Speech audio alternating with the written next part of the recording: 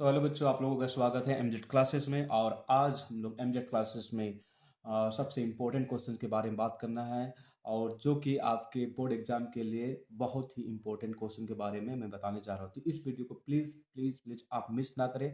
इस क्वेश्चन को अगर आपने पढ़ लिया तो आपके ट्रिग्नोमेट्री के 5 नंबर क्वेश्चन कन्फर्म है।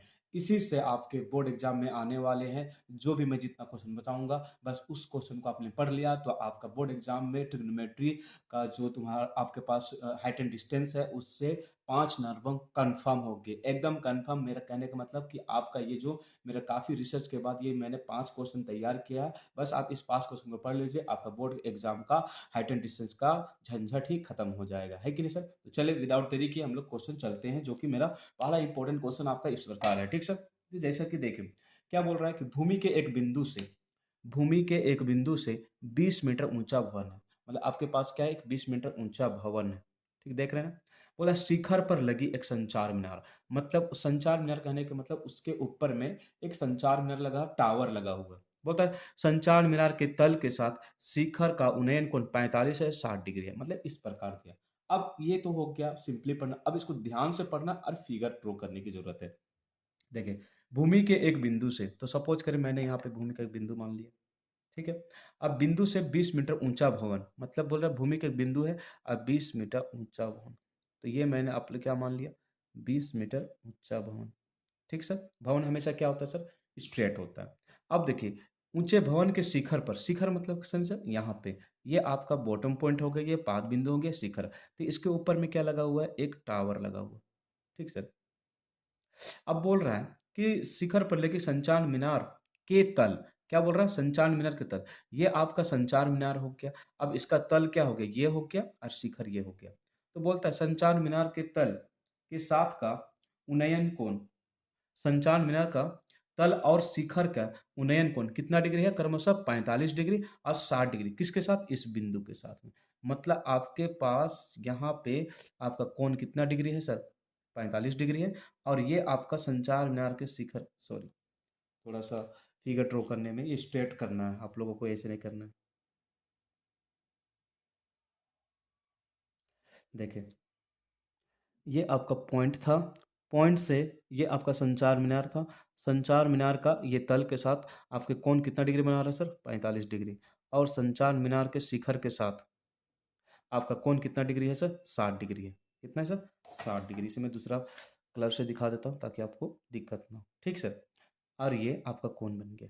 मतलब क्या है सर, एक भवन 20 मीटर ऊंचा था, उसके ऊपर एक संचार मीनार लगा हुआ था, और जमीन पे कोई बिंदु था। संचार मीनार के तल के साथ, संचार मीनार के तल के साथ उस बिंदु का कोण कितना डिग्री है, 45 डिग्री। और संचार मीनार के शिखर के साथ उसी बिंदु का कोण कितना डिग्री है सर, आपके पास 60 डिग्री। अब हमें क्वेश्चन में क्या निकालने बोल रहा कि बताइए संचार मीनार की ऊंचाई कितना है। तो इसे आप खुद से क्या मान ले सर, जेड मान लेते हैं। ठीक।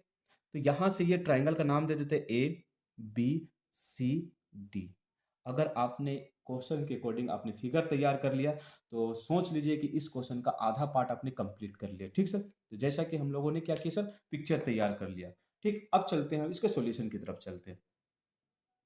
तो सॉल्यूशन किस प्रकार है सर, आप देखिए यहाँ पे क्या है सर, आपकी संचार मीनार की ऊंचाई कितना है, संचार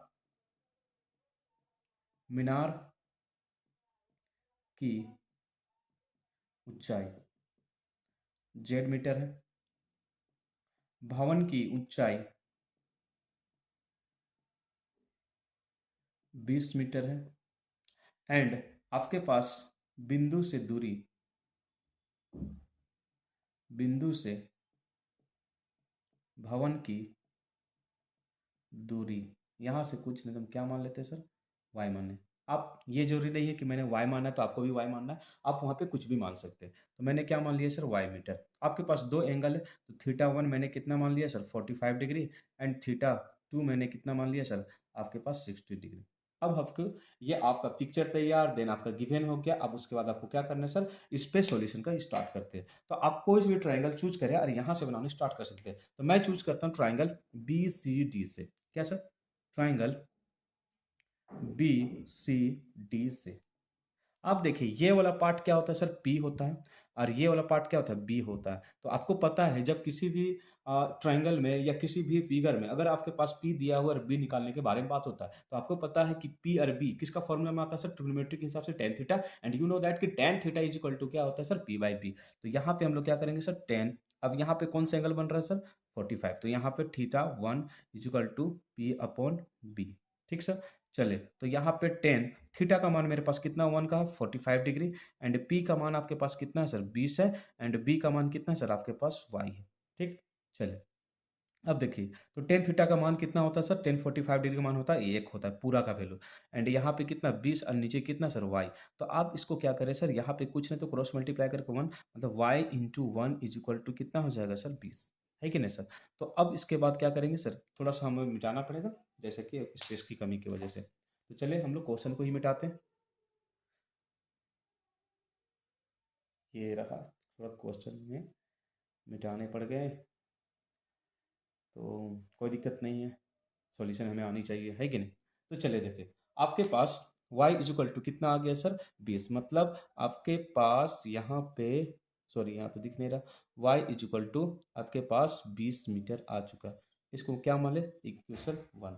ठीक है सर? अब ट्रायंगल चलते हैं, फिर से हम लोग ट्रायंगल बात करेंगे तो फिर से ट्रायंगल ACD से।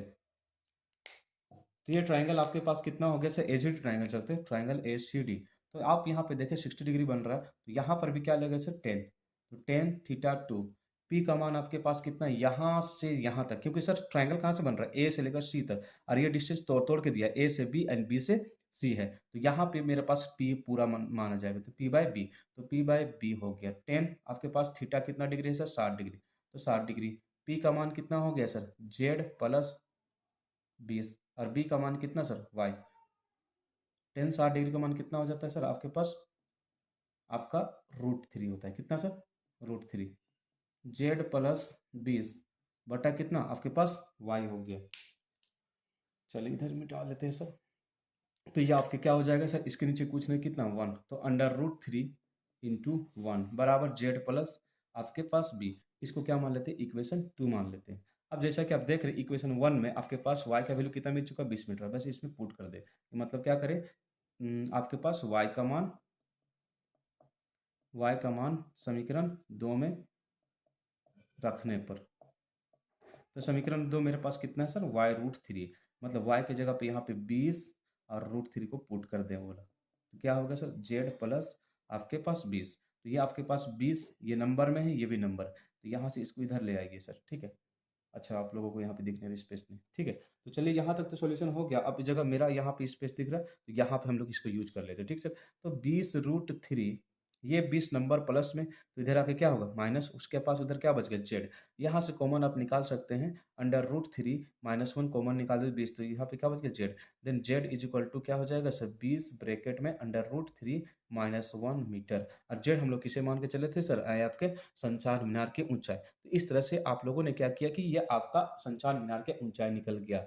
तो इस एक क्वेश्चन में एक्चुअली बोला था कि आपको संचार मीनार की ऊंचाई निकालना है, तो आपको इस तरह से बनाना है। जब भी आपके पास 2 एंगल होगा, तो आपको किसी एक एंगल को सॉल्व करना, आफ्टर देन नेक्स्ट वाले एंगल को सॉल्व करना। अगर आप ऐसा तरीका से करते हैं, पिक्चर बनाते हैं, गिवन लिखते हैं और अगर आपका सॉल्यूशन अच्छा होता है, तो आपको जैक 5 में से 5 देने से किसी तरह से हिचकिचाए ना, वो आपको 5 आपको देगा ही और आप उससे ले सकते हैं, लड़ के ले सकते हैं। है कि नहीं सर? आई होप आप लोगों को ये अच्छा सॉल्यूशन अच्छा लगा होगा, तो प्लीज़ लाइक करना, शेयर करना, कमेंट करना और चलते हैं हम अपने नेक्स्ट क्वेश्चन की ओर, है कि नहीं सर? तो चलिए